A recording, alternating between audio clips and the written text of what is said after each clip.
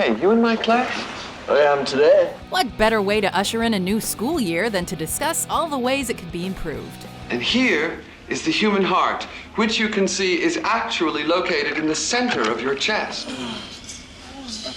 Oh, gnarly! Welcome to WatchMojo.com, and today we're counting down our picks for the top 10 ways to make school better. The penis is now, as you will observe, more or less fully erect. There we are. That's better. For this list, we'll be looking at the different ways in which we think the education system could be improved. Since, we get that eliminating it altogether isn't really an option. Sigh. 90% of the country believes in ghosts. Less than a third in evolution. 35% can correctly identify Homer Simpson and the fictional town in which he resides. Less than 1% knows the name Thurgood Marshall.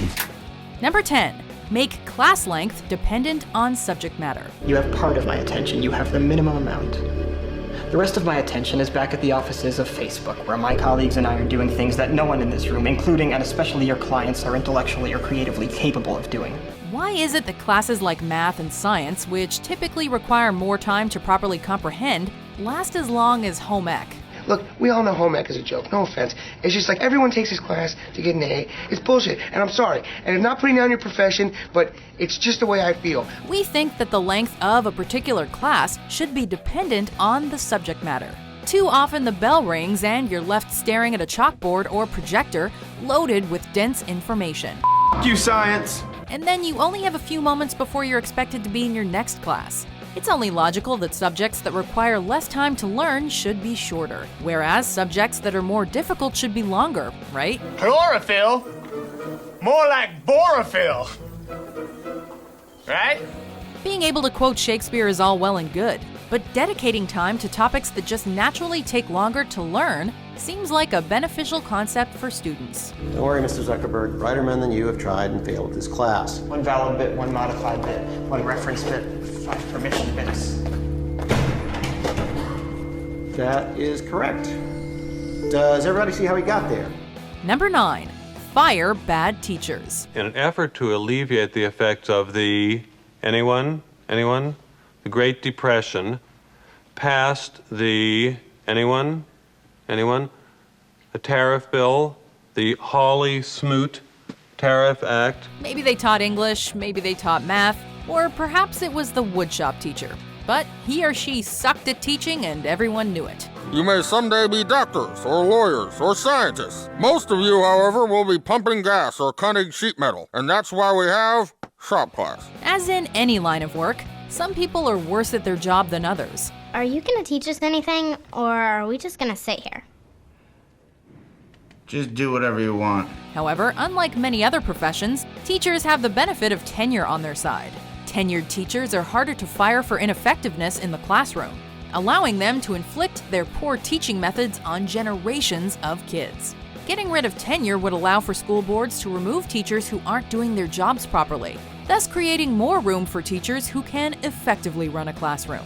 Okay, dangerous minds. Let's break into groups, discuss Chapter 1, and if you are lucky, we might sneak in little planet Earth.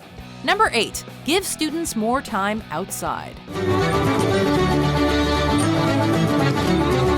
Many current education systems rely heavily on children sitting in cramped spaces, with their only natural light source being a row of dirty windows on a nearby wall.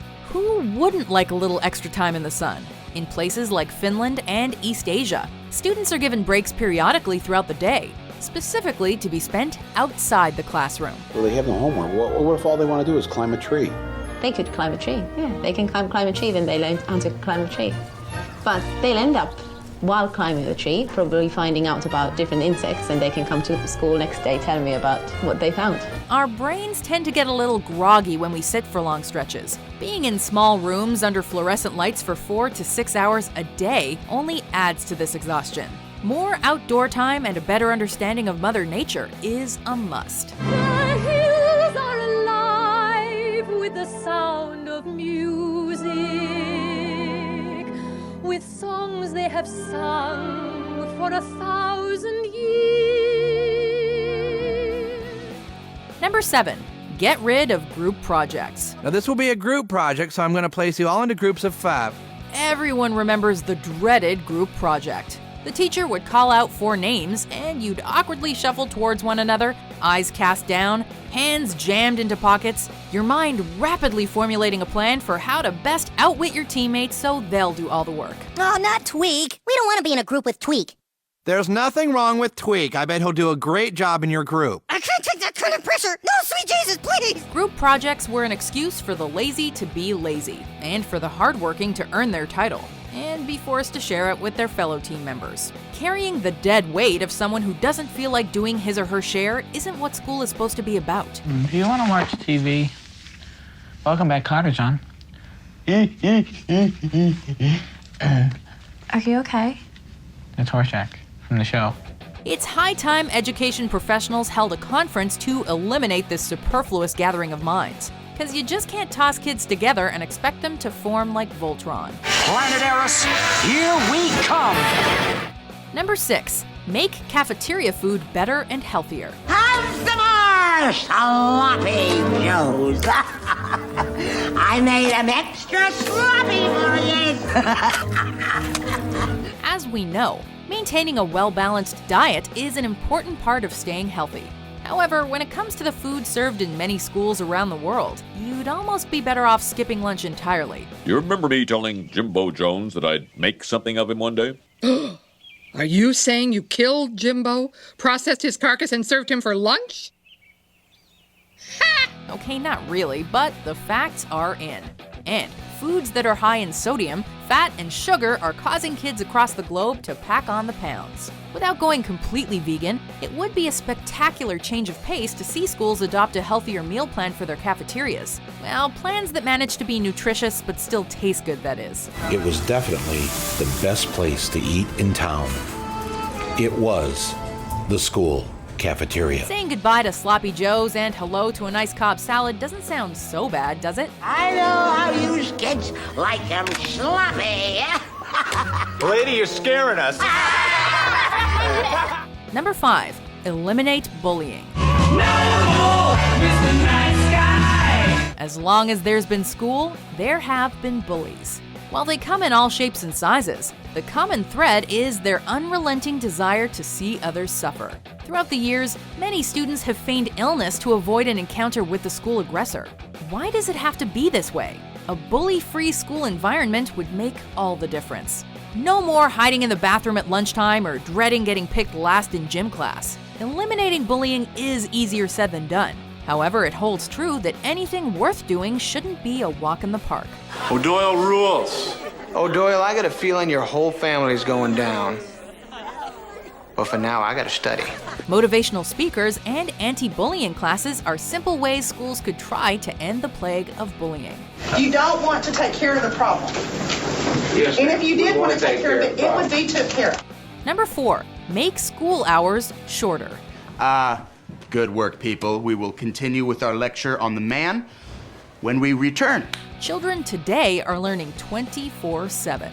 Access to computers allows kids to discover new information at a rate that was previously unheard of. How about global thermonuclear war? So why are we sticking them in cramped, poorly lit buildings 5 days a week in the name of education? A study on elementary school students conducted by Georgia State University and Montana State University found that shortening the school week to 4 days could improve students' academic performance. It is Saturday and we're at the beach. And I got enough junk food to choke a goat. What more could you want? Not only do shorter school weeks lead to increased productivity among both students and teachers, they also serve as an effective way to help save costs. Those extra funds could be put towards different student services. Hey, you in the Cape. You're up first, let's go. Hey, if the academics say it's cool, who are we to disagree? Finland students have the shortest school days and the shortest school years in the entire Western world. They do better by going to school less. Number 3, give schools more funding. The annual bake sale provides 90% of the school's funding. It's no secret that children are the future. Yet when you walk the halls of public schools around the world, it appears as if governments don't really believe it. Where's our desk? Right, the desk. Well, a lot of cuts had to be made since the school's funding is short for lawsuit. Crumbling infrastructures, outdated books, broken chairs, and everyone's favorite tube TV atop a tray on wheels. These are just some of the problems facing both students and teachers today. Bottom line, schools need better funding. Children today grow up with an iPad in one hand and an Xbox controller in the other. Yet when they come to school, they're faced with archaic textbooks, dusty chalkboards, and desks from the 80s. Like they say, an investment in knowledge pays the best interest. Well, I hope you do. Otherwise, it's lumpy potatoes from here on out. Number 2, abolish standardized testing. Do you even know what SAT stands for? Suck-ass test? Scholastic Aptitude Test. The hardest tests are the ones where you don't know what's coming. That's why standardized testing isn't an accurate representation of a student's academic worth. What are you people? On dope? Federal and state testing lumps everyone into a single category, when in reality, different people learn at different rates. It's a test, Sammy. We'll test this, you f***ing quack. Teachers should be the ones who ultimately decide what's on a test, because they're the ones disseminating knowledge to their students on a daily basis. Moving away from standardized testing and putting the task in the hands of teachers would benefit students greatly, allowing them to test their knowledge of a particular subject in a way they're familiar with. Plus, nobody likes filling in all those tiny circles. A lot of people think these questions are difficult. Not me. No? No. These questions all have answers. Before we unveil our number 1 pick, here are some honorable mentions. Mr. Spicoli has been kind enough to bring us a snack. Be my guest. Help yourselves. Did you study for this test? Yeah, why? Then not such a miracle, really. Luke. Can I go to the bathroom? No, you went 20 minutes ago. I have a bladder infection. The poem. Jesus H. Christ, we're still here! Showing impact. Oh, sir, no impact. We're alive and well. All right. Number 1, no more homework. If you can just turn to page 47 of Land of Truth and Liberty. Oh, I left that book in my locker, Mr. Hand. In that case, I'm glad I remembered to bring an extra copy, just for you. The last thing any kid wants to do when they get home from school is homework. A Stanford University study found that in countries like Japan and Denmark, less homework was assigned, and students ended up performing better than students in other countries where more homework is given.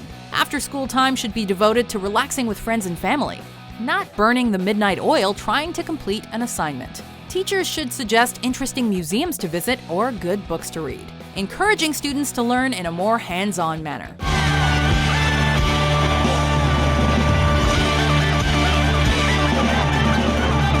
Schools should strive to ensure that all subjects require an equal amount of homework, because nighttime and weekends are for having fun, not cramming. Oh, so much homework. Childhood slipping away. Bart, put down those books and go play this instant. If you say so. Do you agree with our list? You are a bitch! Why? Because I'm telling the truth? That makes me a bitch? What are your ideas for making school better? Who lives in the east neath the willow tree? Sexual harassment, panda. For more entertaining top 10s published every day, be sure to subscribe to WatchMojo.com.